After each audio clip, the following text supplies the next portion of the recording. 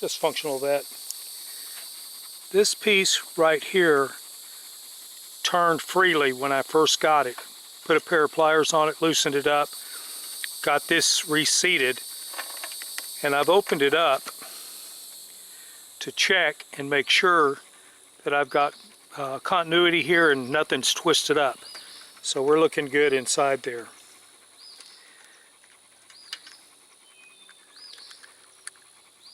On this other end, this piece right here turns, and I need to get that seated. I doubt you're going to be able to see this very well. There's a wire right here.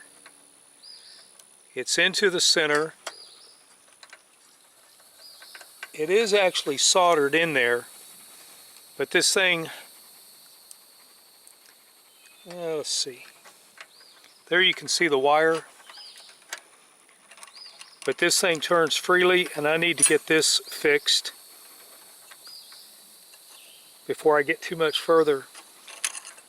Here you can have a look at the inside of the thing, the toroid coil, the various capacitance of these variable capacitors that are in here. For those of you that have never seen them, they look kind of like a fan that folds together like so. They're really pretty neat looking. When I was a little kid, I was really fascinated by them, and I didn't understand that they act as capacitors with the airspace, but the energy flows right through it like it's a solid piece of wire. When I was learning about RF back in the 1970s, a lot of these concepts were difficult for me to understand, having just played with D-cell batteries and motors. But what I'm going to do is I'm going to tighten this up with a pair of pliers. I'm going to put it all back together, and we're going to say that this thing is ready to go. I got my power supply, and I'm ready to put an antenna on this end, a coax on this end, and hook it up to my radio and see if I can get a signal.